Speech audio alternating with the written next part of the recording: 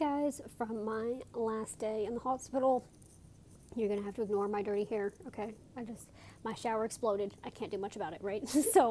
Um, so I'm coming on here to say that while I'm very happy to be going home tomorrow, one, I still don't feel the best, and two, my mind is preoccupied by something else.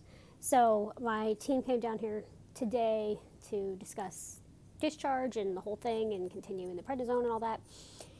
We also discussed what has been happening with my health over the last 2 years, because it's not normal for me to be in the hospital this much for CF related stuff. Blood sugar, we finally got it figured out. Beforehand, it did put me in the hospital a lot, but for CF infections, I haven't had this type of stuff happen since 2023 when I had COVID, which is kind of self-explanatory, right? So we were talking about that because I was like, hopefully I can stay out for the rest of 2026 and maybe 2027, just like, it's weird that I was in the hospital in January and I'm back in April, right? That's not normal. Especially with each passing admission, it's taking longer to recover. Like each passing admission, I don't feel what I used to feel where I go in, get the antibiotics, leave, and feel completely back to normal, right? I still don't feel good. Am I physically stable enough to be at home? Yes. But do I feel good? No. So we were discussing all of that. And this year I've been on prednisone a lot, which is like not ideal to keep taking that, and not something that I've ever really taken much of in my life. And so all that led to the discussion about the new CF modulator that came out, I think, last year. I'm pretty sure it was last year. It might have been 2024, but I'm pretty sure it was last year. The Alitrefka, I don't know how to pronounce it. And I've been on Trikafta since 2020. And we were talking about, is it time to switch and see if that makes an improvement? Because she said there's some people in clinic that have seen a huge improvement from it. There's some people that have switched back. But it's not just as simple as, all right, let's just do that then and see what happens, right? Because there's so much to think about. And I had to do this whole process too when I switched from Orkambi to Trikafta. Now in that instance, it did really help. It worked in my favor. But it was a little bit easier to make that decision because I'd been on Orkambi. I started Orkambi in 2015. I switched in 2020, so 5 years. And while it initially helped and took my lung function way up, after like 3 years, I started seeing a decline again. And it was like Orkambi just wasn't helping anymore, and I went all the way back to 50% FEV1. I started Trikafta in January of 2020, right before COVID, and it took my lung function from that 50% FEV1 all the way back up to 80. And now, for 6 years, I've hovered between, besides one instance this past January when I was super sick and my FEV1 was 67, I have hovered at between 80% and 84% every single clinic for 6 years, which is like, it's almost normal to me now, but it is extreme gift what Trikafta did for my lungs. I don't cough anymore unless I'm sick. I don't have the same symptoms of CF that I had before starting Trikafta. Trikafta was a miracle drug, and I truly believe it saved my life.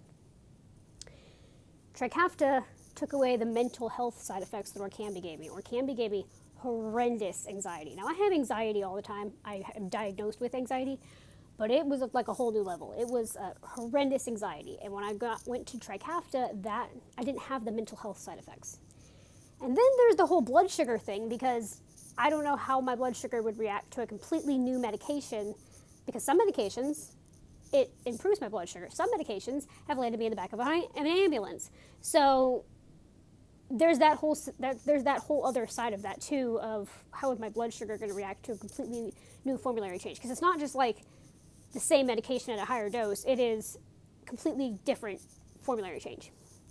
So it's this and they told me to take time to think on it, and I'm going to, and that's kind of me expressing my thoughts. I don't think it's going to be a quick decision, like I'm going to wake up tomorrow and be like, I know what I want to do. I think it's going to be thinking about this for a while, because there's 2 things that could happen here. 3 things, technically. The third option would be nothing changes. Nothing gets worse, nothing gets better, just the same old, same old. The first option is that my mind went to is things could get worse. I can't guarantee that my lungs would appreciate that formulary as much as they do this one. My blood sugar could go lower more. I could have more hospital stays. I could have more GI issues because, each body is different. But there's the complete other end of the spectrum where my lungs could get better, my GI could get better, my blood sugar could get better, I could have less hospital stays. And it's such a completely opposite ends of the spectrum, and I have to decide, is it worth the risk? Is where I'm at right now with my health worth the risk? And I don't think there's an easy answer to that, like there was with Orkambi, because Orkambi I was declining, and it was like, you know what, let's just do it. It's getting worse anyway, let's just do it. And this time is it getting worse? Like, I'm having more hospital stays, yes. In that regard, it's getting worse.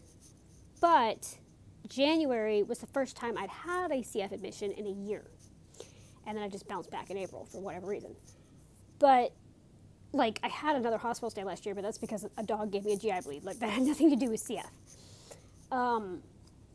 So, is it worth the risk is the big question in my mind. And I've just been turning around in my head all morning, and I don't know. I honestly don't know. My gut says no, but the curiosity side of me says, but what if? You know? So it's these are the things with CF. CF is never static. CF is never one size fits all. What works for one can be horrible for another. CF is never, I mean, even the CF friends I've had, Brooke, you know, who passed away, and the CF friend I have now, we're completely different in what works for us and what doesn't. So it's just, it's a lot to think about, and it's hard to determine whether something is worth taking the risk when there's not a huge amount of risk. Like, if I stay on Trikafta, I'm not going to die, right? You know, like, I'm not in the point of my CF where going to be like, you need to switch, or, you know, curtains, right? So it's like, I'm not saying I'm going to die if I switch to the other one either. That's not what I'm saying. But it's like, it's not like it's a life or death, you know, it's not an easy, clear-cut decision. And they were like, well, you can always switch back. And I do know that that is a thing. I could always go back on Trikafta if I didn't like the other one. I don't know how to pronounce it. But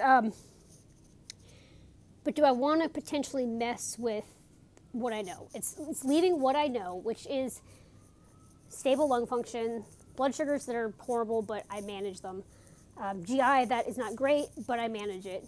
And slightly frequent more hospital stays to the unknown of, right now it's, I know these problems, I know how to fix them, versus I don't know what problems I could have, right? So I think it's probably going to take a couple months of deliberation, seeing how my health does, seeing if I end up back in the hospital again relatively soon. If I do, maybe it would make that decision more clear, cut, and dry. But yeah, I don't know. These are the things that are, this is the side of chronic illness not talked about enough. Like, it's not, things don't stay static forever. But I'm hoping to feel a little better tomorrow. We reduced the prednisone today, so I really have not felt good. I felt out of it. I felt tired. I felt like worse than I did the last couple days, which is frustrating the day before discharge. But I am focusing on getting to see Tux tomorrow. I'm focusing on going to Disney next week. Even if I have to drag myself onto rides, I'm going to Disney next week. We had this plan several weeks ago. Just, you know, at least trying to recover at home, because there's always the, you know, hopefully not, but if you get worse, you know, you can always come back. So I'm not as worried about that whole scenario. I think it'll improve. I just need a couple days of sleep. I need sleep. If you've ever been in the hospital, you know what I'm talking about. So I'm not as worried about that whole feeling worse before going home thing, because I have support. I'm sure it'll be fine. But it's to think about. So that's where my head's at.